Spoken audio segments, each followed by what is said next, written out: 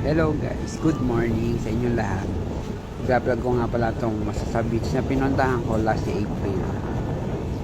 Sobrang ganda dito, tsaka tiyak na babalikan ko talaga to. Sulit na sulit yung pera mo dito. Para ka nang nakapunta sa Boracay sa puti ng buhangin niya. Pinong-pino rin talaga yung pagkaputi ng buhangin dito. Sobrang ganda. Sarap maligo, malamig yung tubig, hindi ganong malalim. Yung pumunta nga kabala kami dito Holy Week, kaya medyo marami tao, pero hindi naman napupuno yung beach kasi nga malawak, kaya maganda pa rin talaga. Yan, yung buhangin na yan talagang sobrang puti niyan.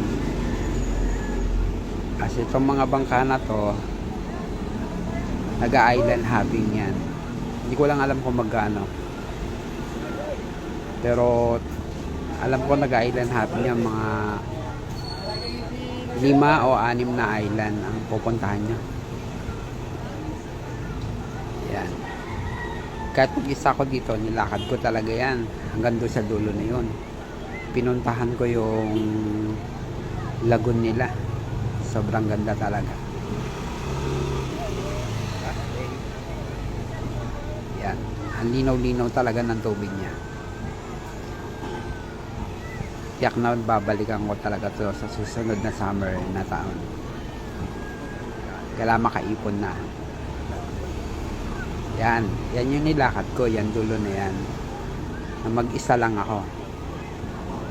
Hanggang doon sa dulo na yan. Sobrang ganda doon sa dulo na yon. Yung lagoon nila, ang ganda ng mga korte ng mga bato tsaka kuweba. Tapos dito, naglakad pa ako dyan. Meron din sila dyan yung bangkang salamin. Kalimutan ko, kayak. Ayun, nagkayak din ako. 150 lang, kalahating oras na.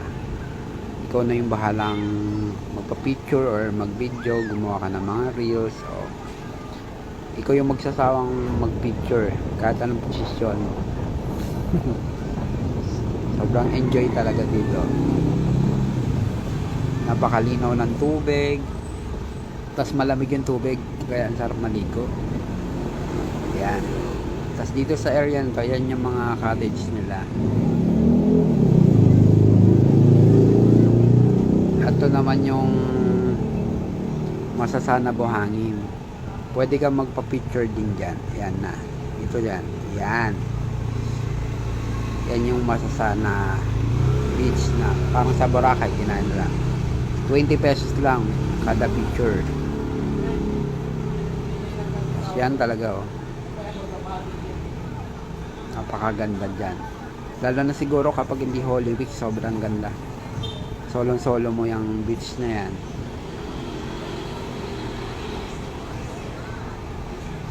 Yan, meron din sila dyan, volleyball na, yan. Sa mga tropa ko dyan na gusto mag-swimming next year, tara na, punta na tayo sa Masasa Beach sa Tingloy, Batangas. Sasakay lang tayo ng ferry boat para makapunta dyan. Yan.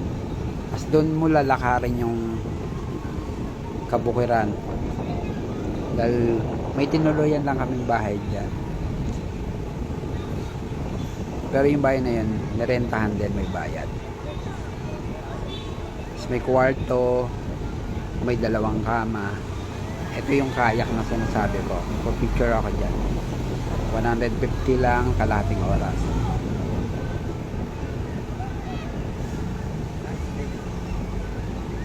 Yan ang Masasa Beach.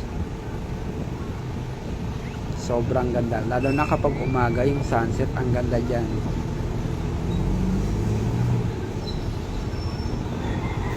Sobrang luwag ng dagat, kaya kahit anong daming tao hindi mapupuno. Yan, aura-aura ka dyan. Enjoy tayo dyan pag bumalik tayo. Thank you sa panonood.